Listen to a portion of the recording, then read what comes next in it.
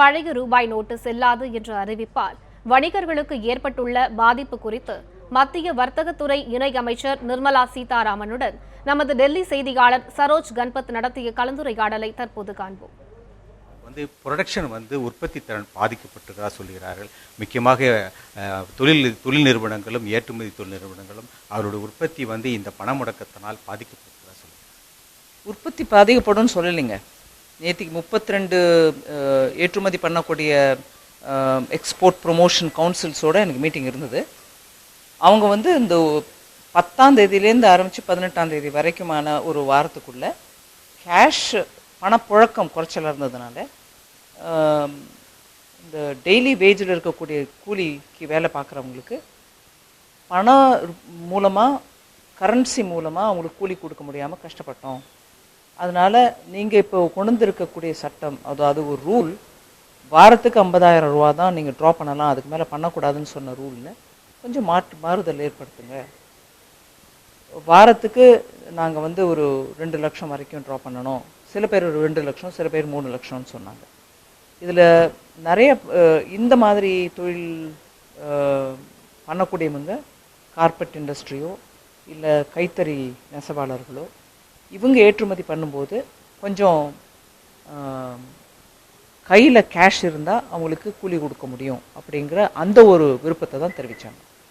இது குறித்து நீங்கள் நிதியமைச்சரோட பேசினாலும் இந்த இன்க்ரீஸ் பண்ணுறதை பற்றி எந்த முயற்சிகளும் மேற்கொண்டு இந்த ரிப்போர்ட்டை நாங்கள் நேற்றுக்கு கம்பைல் பண்ணி சீக்கிரத்தில் ஃபினான்ஸ் மினிஸ்டருக்கு கொடுத்துருவோம்.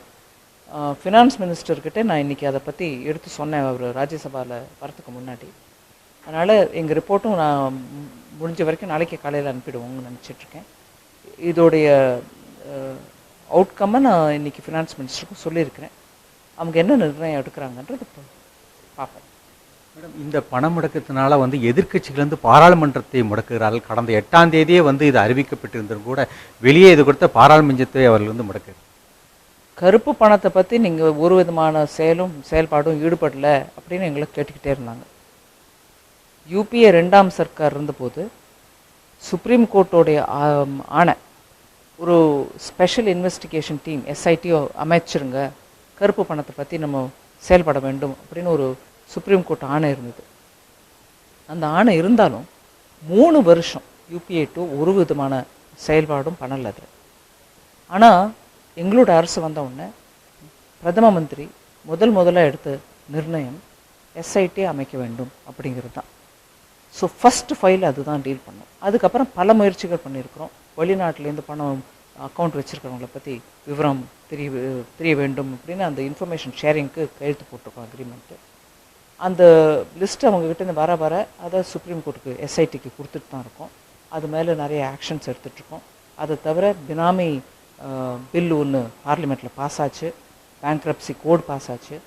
அதே மாதிரி இப்போது செப்டம்பர் 30ஆம் தேதிக்குள்ளே உங்ககிட்ட இருக்கக்கூடிய இப்போ வரைக்கும் வரி கட்டாத இருந்த சொத்துக்களை பற்றி உங்களோட டெக்ளரேஷன் கொடுங்கன்னு சொல்லி எல்லாருங்க சொன்னோம். அதில் 30ஆம் தேதிக்கு வரைக்கும் கொடுத்தவங்க பேர் நம்மளுக்கு தெரியும். அவங்களுக்கு பெனல்ட்டியோடு அவங்க கட்டிட்டாங்க. ஆனால் கேஷ் பணம் நோட்டுகள் மூலமாக வச்சுருக்க சொத்துக்களை இப்போ வெளியே எடுத்துகிட்டு வர்றதுக்கான இந்த முயற்சி 500 ரூபா 1000 ரூபா கள்ளப்பணம், கருப்பு பணம், வெளிநாட்டிலேருந்து வரக்கூடிய கவுண்டர்ஃபீட் கரன்சியை நிறுத்தணுன்ற ஒரு முயற்சி. இதில் எதிர்கட்சிகளும் சுப்ரீம் கோர்ட் ஆர்டரும் இருக்குன்றதுனால அட்லீஸ்ட் இந்த கவர்மெண்ட்டோட ஒத்துழைக்க வேணும்.